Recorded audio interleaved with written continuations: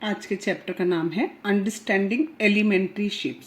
Elementary का मतलब होता है बेसिक शेप्स, यानी हम ज्योमेट्री में जो भी बेसिक शेप्स यूज़ करते हैं उनको समझेंगे हम इसमें। सबसे पहला आता है लाइन सेगमेंट।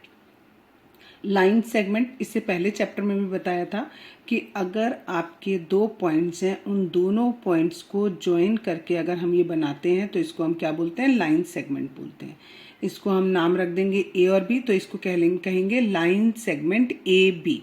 ठीक, अब इस लाइन सेगमेंट को कैसे मेज़र करेंगे। मेज़र करना मतलब नापेंगे। कैसे नापेंगे हम इसको, इसके तीन तरीके होते हैं। पहला है नापने का तरीका तो आपको पता ही है, स्केल लो, स्केल से नाप लो। लेकिन वो कह रहे हैं कि अगर सपोज हमारे पास दो लाइन सेगमेंट हैं, एक ये है और एक और मैंने लिया ये सी डी, ठीक है। अब वो कह रहे हैं अब हम इन्हें कंपेयर करें कि कौन सा हमारा लाइन सेगमेंट बड़ा है और कौन सा लाइन सेगमेंट छोटा है। तो उसके लिए इन्होंने बताया तीन मेथड होते हैं। पहला मेथड है कंपैरिजन करना है बाय ऑब्जर्वेशन। ऑब्जर्वेशन मतलब देखना, आप देख के बताओ। देख के अब देखो, अगर ये वाली हमें दिख रही है ये छोटी है, ये वाली हमारी बड़ी है। लेकिन अगर सपोज करो कोई एक लाइन हो, जैसे ये एक लाइन मैंने बना रखी है लाइन सेगमेंट, एक मैंने बिल्कुल ऐसे बनाया, ठीक है, बहुत ही जरा सा मैंने डिफरेंस किया दोनों में, तो हमें ऑब्जर्व करके हमें नहीं पता लगेगा कि कौन सी छोटी है कौन सी बड़ी है। हमें लगेगा या तो दोनों बराबर है, या कभी लगेगा ये बड़ी है, कभी लगेगा वो बड़ी। फिर दूसरा मेथड आता है कंपैरिजन बाय ट्रेसिंग। ट्रेसिंग का तरीका क्या होता है, आपने क्या किया, ट्रेस पेपर लिया और इस लाइन को और इस लाइन को, दोनों लाइन को अलग अलग ट्रेस कर लिया एक पेपर पर। अब एक लाइन के ऊपर दूसरी लाइन को रख के देखेंगे कौन सी लाइन बड़ी है और कौन सी लाइन छोटी है। तीसरा तरीका होता है comparison using ruler and divider. ठीक, इसमें हम क्या करेंगे, रूलर की हेल्प से। अब रूलर क्या होता है, आपने देखा होगा, आपका स्केल होता है, उस स्केल में एक तरफ टोटल मिलाकर 15 पार्ट्स होते हैं। ठीक है, इस तरीके से 15 पार्ट्स होते हैं। ठीक, ये सब सेंटीमीटर में होते हैं, 15 सेंटीमीटर होते हैं। हर एक सेंटीमीटर में यहाँ बीच में 10 मार्क होते हैं। ठीक है, 10 मार्क होती है। ये पूरा का पूरा कितना कहलाता है, 1 सेंटीमीटर कहलाता है। और ये जो एक सबसे छोटा वाला मैंने बनाया दिस वन, इतने को हम कहेंगे 1 मिलीमीटर कहते हैं। ठीक, तो हमने क्या किया, स्केल का जो सबसे पहला वाला मार्क है इसको हम क्या मानते हैं, 0 मानते हैं। जनरली आपको जो स्केल दिया होता है उसमें थोड़ा सा आगे तक बढ़ा होता है, उसके बाद ये मेजरमेंट शुरू होता है 0 वाला। ठीक है, तो 0 वाला पोर्शन आप यहाँ रखेंगे और आप देखेंगे कि आपकी किस लाइन तक आ रहा है। सपोज करो यहाँ पर मैं ऐसे मान लेती हूँ, ये एक मैंने लाइन बनाई है और ये मैंने यहाँ पर स्केल रखा है। ठीक है, लाइन सेगमेंट मेरा यहाँ से यहाँ तक है। इस पूरे में सपोज यहाँ ये मेरा 0 था, ये मेरा 1 था, ये मेरा 2 था और यहाँ मेरा 3 था। तो ये 2 के बाद 1 2 3 4 5 5 6 7 8 9, तो यहाँ पर मेरा कितना 2.7 के अबाउट आया। तो ये जो लाइन सेगमेंट हो गया मेरा, ये कितना हो गया, 2.7 सेंटीमीटर का हो गया। एक तो तरीका ये है, लेकिन इस तरीके में हमें बहुत सारी कमियां मिल जाती हैं। कैसे, हमें जब ये मेज़र करना होता है तो हमें जो अपना मुंह होता है वो बिल्कुल इसके ऊपर रखना होता है। जहाँ पर हमारा डॉट है एग्जैक्टली उसके ऊपर हमें अपनी आँख रखनी होगी, जिससे हम इस मेज़र को एग्जैक्टली कैलकुलेट या मेज़र कर पाएँ। अगर हम फेस को थोड़ा इधर या थोड़ा उस तरफ रखेंगे तो हमारा जो मेजरमेंट है वो गलत आएगा। और कभी कभी क्या होता है, जो स्केल्स होते हैं ये थोड़े मोटे होते हैं, जिसकी वजह से एग्जैक्ट मेजरमेंट हमें नहीं मिल पाता है। तो इसके लिए हम ये डिवाइडर का यूज़ करते हैं। डिवाइडर किसे कहते हैं, एक आपके ज्योमेट्री बॉक्स में एक इंस्ट्रूमेंट होगा जिसमें दोनों तरफ ऐसे, दोनों तरफ क्या लगी होगी, निडल लगी होगी। ठीक है, इसको हम डिवाइडर बोलते हैं। ठीक, तो इसको क्या करना है आपको, डिवाइडर को, जो भी आपका लाइन सेगमेंट है, सपोज हमें सी डी को नापना है, तो आप डिवाइडर का एक पॉइंट यहाँ रखो, दूसरा पॉइंट यहाँ रखो, लाइक दिस। सपोज ये था हमारा सी और ये था हमारा डी।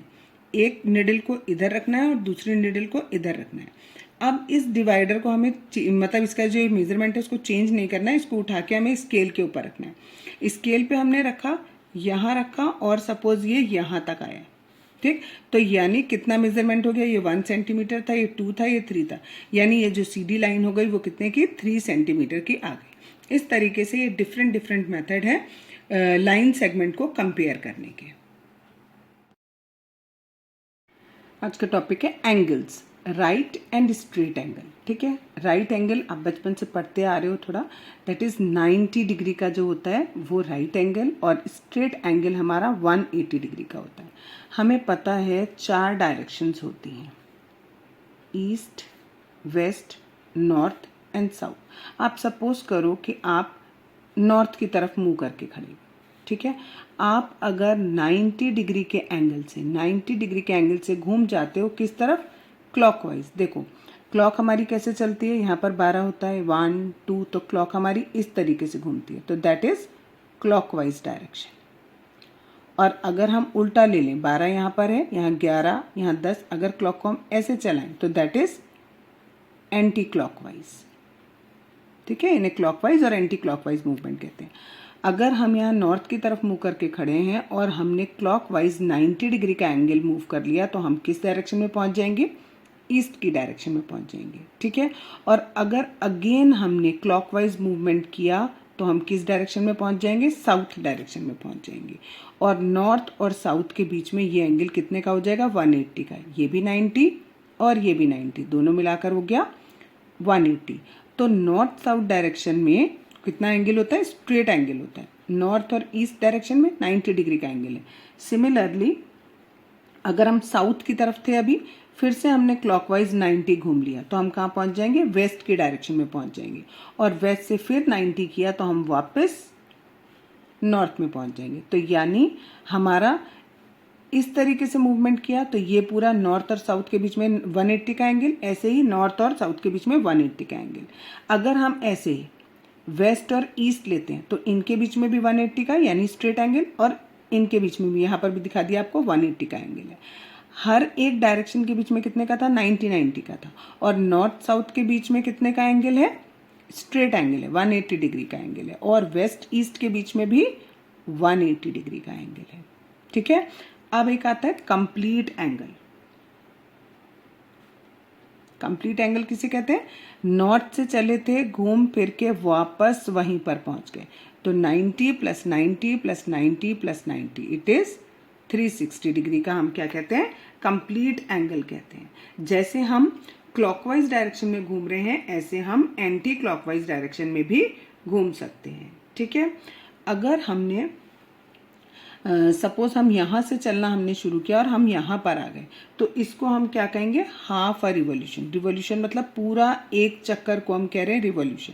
हम आधे डिस्टेंस तक आ गए, तो अगर हम इस तरीके से आ गए, ये नॉर्थ है और ये साउथ है, तो इसे हम क्या कहेंगे, हाफ अ रिवॉल्यूशन। ठीक है, हाफ अ रिवॉल्यूशन का मतलब 2 राइट एंगल्स, ये भी कह सकते हैं। कैसे कहा 2 राइट एंगल, एक राइट एंगल ये और एक राइट एंगल ये। 2 राइट एंगल का मतलब हो गया 2 × 90 डिग्री, दैट इज 180 डिग्री। अगर हमने केवल यहाँ से यहाँ पे मूवमेंट किया ऐसा, ठीक है, या हम मूवमेंट करें इस तरीके से, ठीक, या हम मूवमेंट करें इस तरीके से, या हम मूवमेंट करें इस तरीके से, तो ये चारों के चारों मूवमेंट कितने हैं, 90 डिग्री के राइट एंगल मूवमेंट है। ठीक है, और इन सबको हम क्या कहेंगे, 1/4 ऑफ अ रिवॉल्यूशन। 1/4 का मतलब हुआ 1/4 इंटू रिवॉल्यूशन पूरा जो होता है वो होता है 360 डिग्री का। ठीक है, पूरा एक चक्कर कितने का होता है, 360 का, तो 1/4 कितने का हो गया, 90 डिग्री का। तो हर एक एंगल कितने का आएगा, 90 डिग्री का आएगा। ठीक, अगर हम सपोज यहाँ थे, नॉर्थ थी, और नॉर्थ से हम पहले यहाँ घूमे और फिर यहाँ आ गए, दिस वन। ठीक है, नॉर्थ थे और वेस्ट में आ गए, घूम रहे हैं हम कैसे, क्लॉकवाइज मूवमेंट कर रहे हैं, इस तरफ मूवमेंट कर रहे हैं क्लॉकवाइज, तो इसको हम कहेंगे 3/4 ऑफ अ रिवॉल्यूशन। ठीक है, 3/4 का मतलब हो गया 360 डिग्री, इसको सॉल्व करेंगे तो ये आएगा 270 डिग्री, तो 3/4 का मतलब हो गया आपका 270 डिग्री। आज का टॉपिक है angles, acute, obtuse and reflex angle. ठीक है, एंगल्स में हमें पता है, अगर हम किन्हीं भी दो रेस को ऐसे बनाएं जिनका कॉमन पॉइंट क्या हो, एक ही हो। ठीक है, तो ये हमारा कॉमन पॉइंट हो गया, ये हमारी आर्म्स हो गई, और इसको हम क्या कहते हैं, एंगल कहते हैं। एंगल हमारे 3 तरीके के बताए हैं, एक्यूट, ऑब्ट्यूज और रिफ्लेक्स। एक्यूट का मतलब होता है 90 डिग्री से छोटा हो।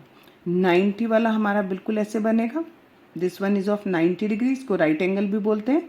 ठीक है, और इससे छोटा अगर आप इधर बना लो, इधर बना लो, कितना भी बना लो, अगर आप 89 डिग्री का भी बनाते हैं तो भी वो एक्यूट कहलाएगा, क्योंकि वो 90 से छोटा है। ऑब्ट्यूज का मतलब होता है, एक्यूट में मैं लिख देती हूँ, लेस देन 90। ठीक है, लेस देन 90। ऑब्ट्यूज कौन सा होता है, less than 180 but more than 90। 90 से बड़ा हो, यानी अगर मैं ऐसे ड्रॉ कर रही हूँ, ठीक है, ये मेरा 90 हो गया, इससे बड़ा चाहिए, इससे बड़ा चाहिए, लेकिन इस वाले से, ये जो लाइन बनाई है स्ट्रेट लाइन, इससे छोटा चाहिए। इसके बीच में जितने भी एंगल्स होंगे ये सारे के सारे मेरे क्या कहलाएंगे, ऑब्ट्यूज एंगल होंगे, सारे मेरे ऑब्ट्यूज एंगल होंगे। यानी इस तरीके से जो फॉर्म करूंगी ये मेरे ऑब्ट्यूज एंगल होंगे। नेक्स्ट है रिफ्लेक्स एंगल। ठीक है, हमारा जो भी एंगल गिवन हो, चाहे वो एक्यूट हो चाहे वो ऑब्ट्यूज हो, अगर हम उसे 360 डिग्री में से माइनस कर दें, ठीक है, तो उसे जो भी हमारा आंसर आता है उसे हम क्या कहते हैं, रिफ्लेक्स एंगल कहते हैं। ठीक है, जस्ट फॉर एग्जांपल ये हमने दिया हुआ था, ये मेरा एक्यूट एंगल है, अगर मुझे रिफ्लेक्स एंगल निकालना है तो ये जो बचा हुआ है दैट इज रिफ्लेक्स एंगल, इतना यहाँ से लेकर यहाँ तक ये रिफ्लेक्स एंगल। ये मैंने बनाया था ऑब्ट्यूज, यहाँ से लेकर यहाँ तक का जो एंगल है that is called reflex angle. 360 में से ये एंगल को माइनस कर दूंगी तो मुझे क्या मिलेगा, रिफ्लेक्स एंगल मिलेगा। नेक्स्ट टॉपिक है आज का अंडरस्टैंडिंग एलिमेंट्री शेप्स में, आज का टॉपिक है मेजरिंग एंगल्स। ठीक है, आपको एंगल को मेजर करना है। इस तरीके से अगर हमें दिया हुआ है और हमें ये वाला एंगल अगर मेजर करना है तो हम क्या करेंगे, ये जो डॉट है ये हमारा इस जगह पर प्रोटेक्टर के बिल्कुल सेंटर पे, यानी ये वाली जगह पर आना चाहिए, लाइक दिस। देखो, और ये जो लाइन है, जो हमने लाइन ड्रॉ कर रखी है, ये वाली लाइन नीचे वाली, सबसे नीचे वाली ये वाली लाइन, और ये वाली लाइन कॉन्साइड करनी चाहिए, लाइक दिस।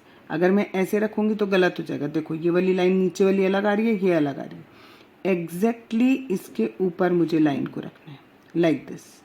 ठीक है, और अब मैं मेजर करूंगी तो ये मेरा कितने का आ रहा है, देखो 50 से ज़रा सा कम है, दैट इज 49 डिग्री का, 49 डिग्री का मेरा आ रहा है। ठीक है, और अगर मुझे कहा जाए कि ये वाला एंगल मेजर करो, कौन सा, ये वाला, ठीक, रखेंगे फिर वैसे ही,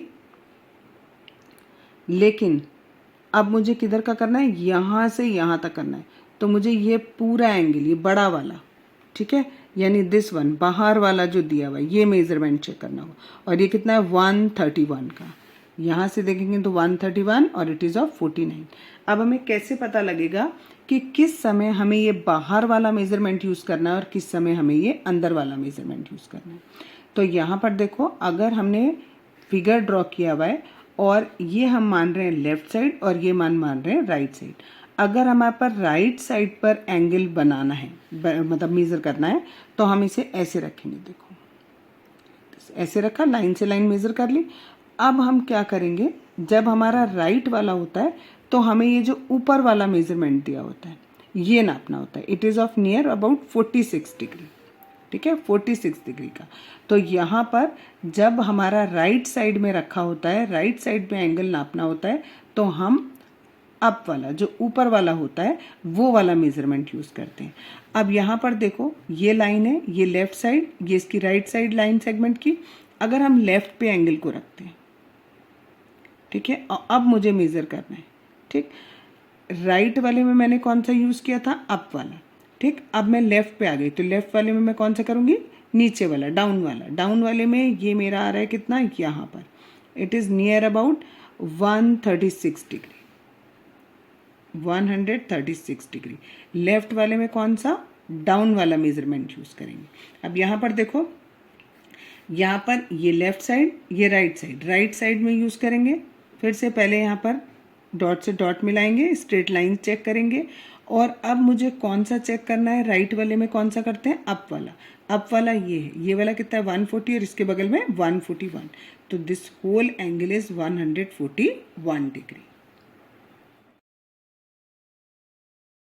नेक्स्ट टॉपिक है परपेंडिकुलर लाइंस।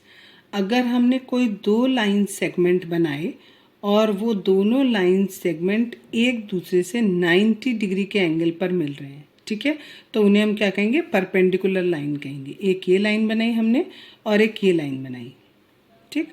अगर इनके बीच का ये जो एंगल है ये 90 है तो इन्हें हम परपेंडिकुलर लाइंस कहेंगे।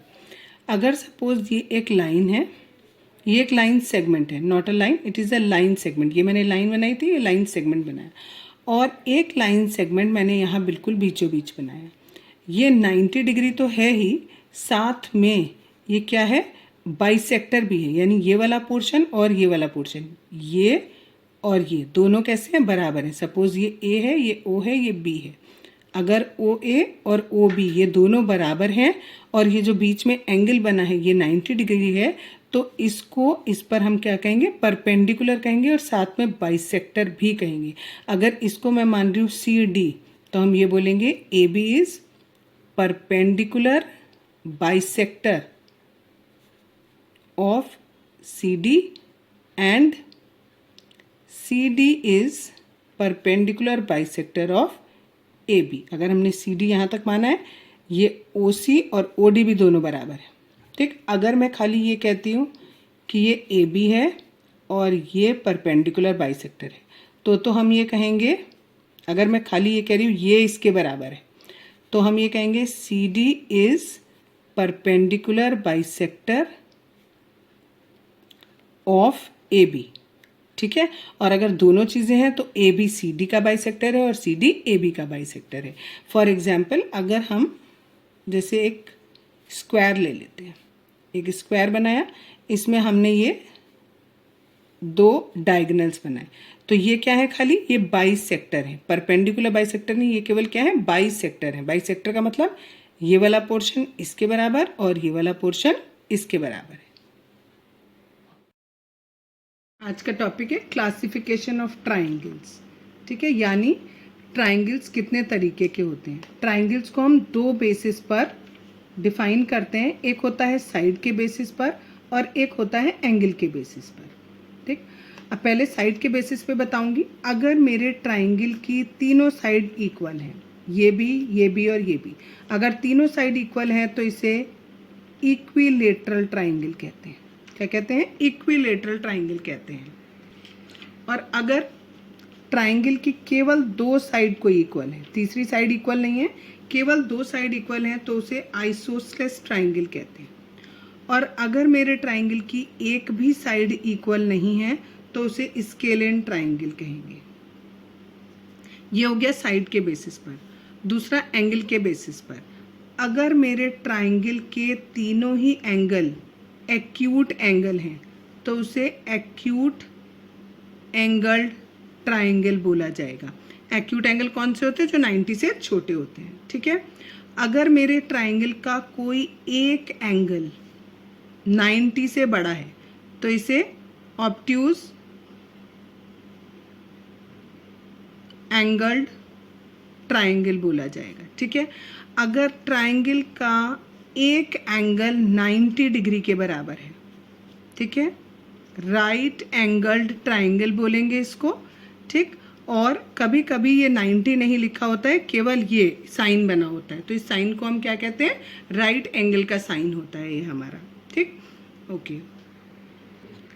कभी कभी हमें ऐसे भी दिया होता है, जैसे एक राइट ट्राइंगल दिया है हमें, 90 डिग्री का एंगल दिया है और इसकी दो साइड इक्वल है, तो ये आइसोसेलेस भी हो गया और राइट एंगल भी हो गया, तो इसे हम बोलेंगे आइसोसेलेस राइट एंगल्ड ट्राइंगल।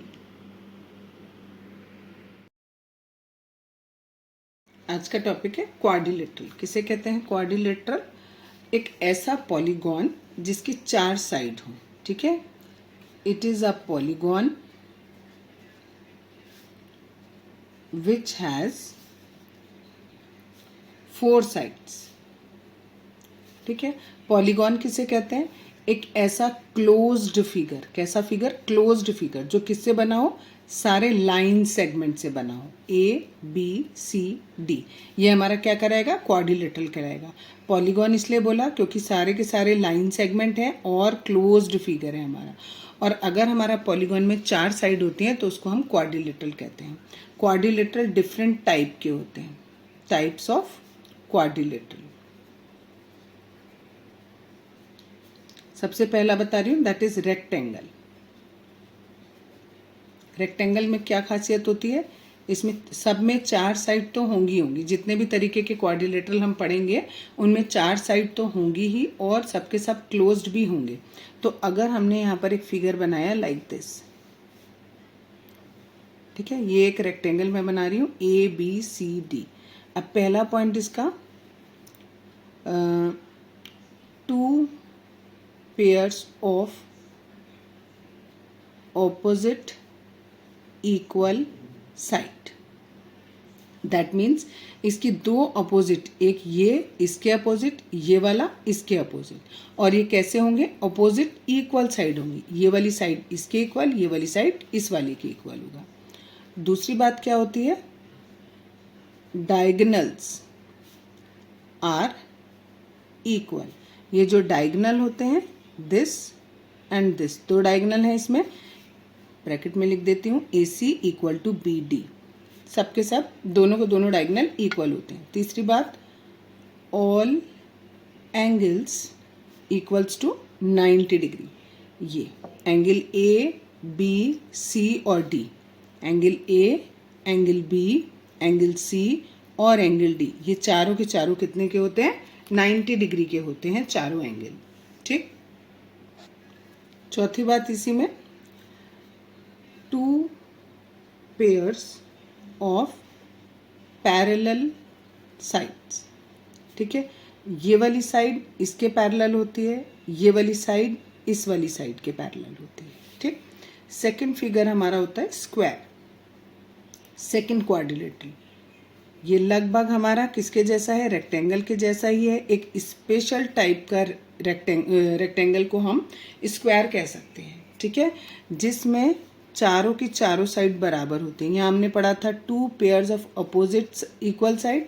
यहाँ पर पहला पॉइंट है, all sides are equal, that means A B, B C, C D और ए डी चारों की चारों इक्वल होंगी। दूसरी बात, डायगोनल्स आर इक्वल, इसके डायगोनल भी कैसे होंगे? इक्वल होंगे। ये ए सी और बी डी दोनों कैसे होंगे? बराबर होंगे। तीसरी बात, ईच एंगल, हर एक एंगल कितने का होगा? 90 का होगा। Each angle equals to 90 degree. चौथी बात इसमें जो होगी आपकी, वो होगी ये कि डायगोनल्स बाइसेक्ट ईच अदर।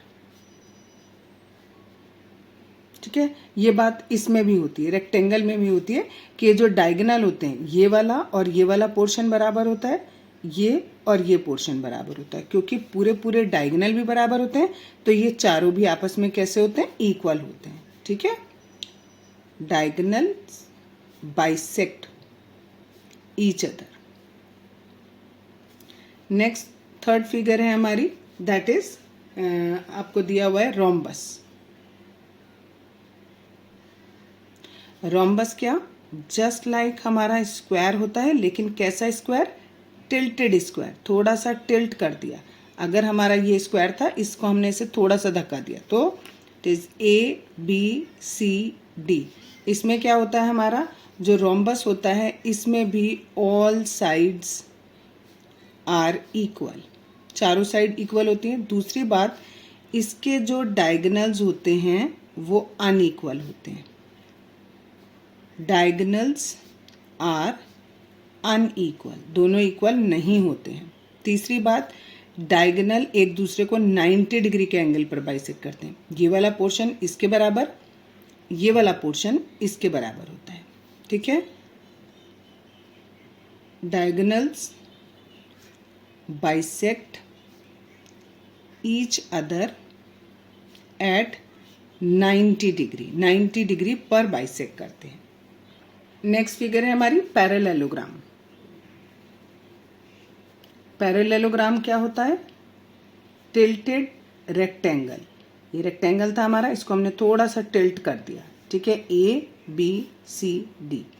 इसमें भी क्या होती है? पहला point, 2 pairs of equal opposite sides, यानी ये वाली साइड इस वाली साइड के इक्वल, ये वाली साइड इस वाली साइड के इक्वल। दूसरी बात, 2 पेयर्स ऑफ पैरेलल साइड, ये वाली इसके पैरेलल, ये वाली इसके पैरेलल होती है। जो आपस में पैरेलल होती है उन पे सेम साइन लगाते हैं।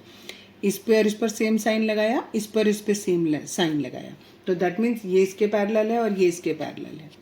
तीसरी बात, डायगोनल्स आर नॉट इक्वल, इसके डायगोनल इक्वल नहीं होते। ये वाला डायगोनल बड़ा आएगा और ये वाला डायगोनल छोटा आएगा, लेकिन ये डायगोनल एक दूसरे को बाइसेक्ट करते हैं, ठीक है। फोर्थ पॉइंट क्या है?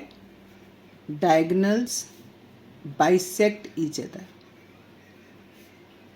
एक दूसरे को बाइसेक्ट करेंगे, दैट मीन्स ये वाला पोर्शन इसके बराबर, ये वाला पोर्शन इसके बराबर होगा, ठीक है। नेक्स्ट है हमारा 5th figure, that is called trapezium.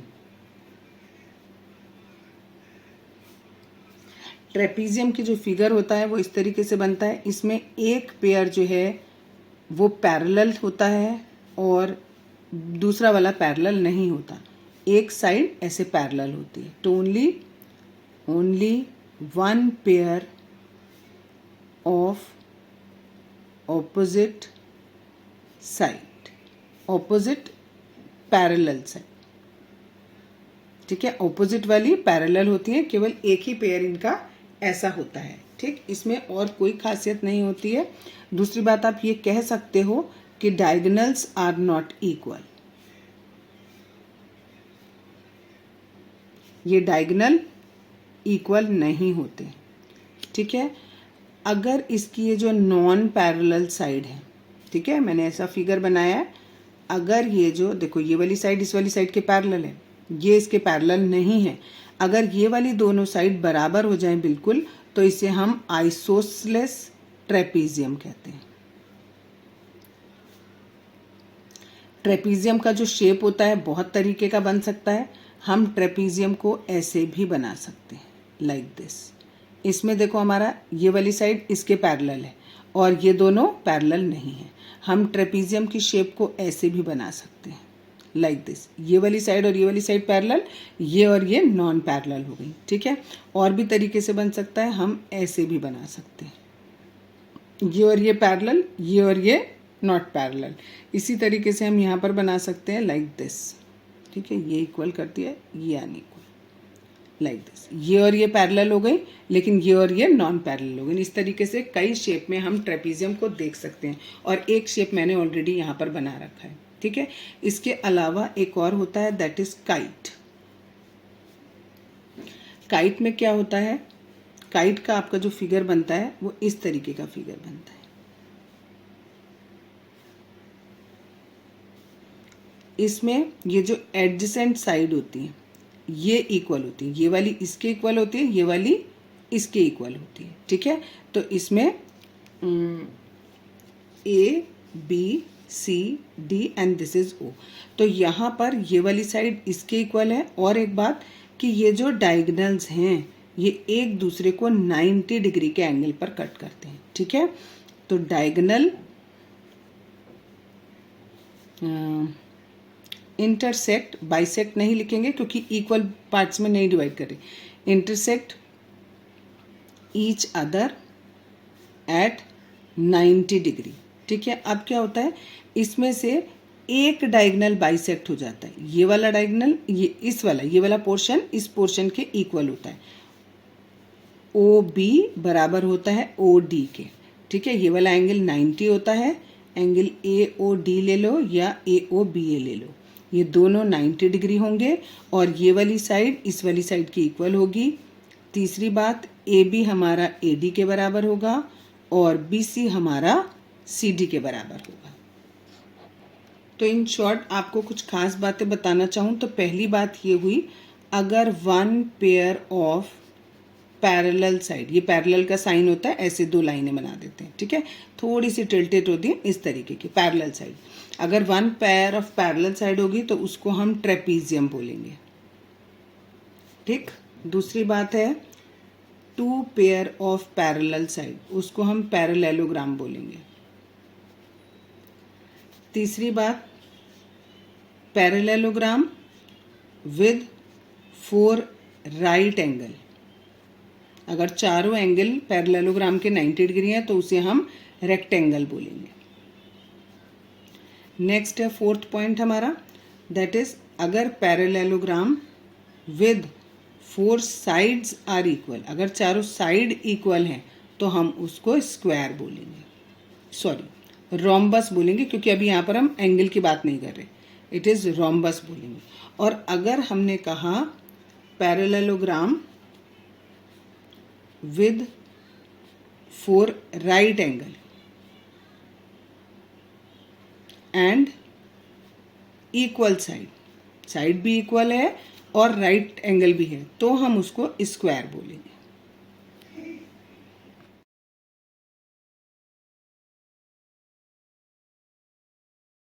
आज का टॉपिक है पॉलीगॉन। पॉलीगॉन किसे कहते हैं? शेप्स मेड बाय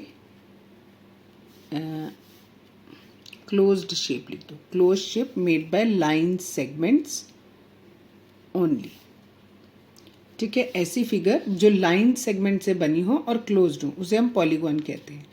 अगर हमारे पॉलीगॉन में 3 साइड हैं तो उसका नाम हम ट्राइंगल रखते हैं और उसका फिगर इस तरीके से, देखो सारे के सारे हमारे लाइन सेगमेंट हैं।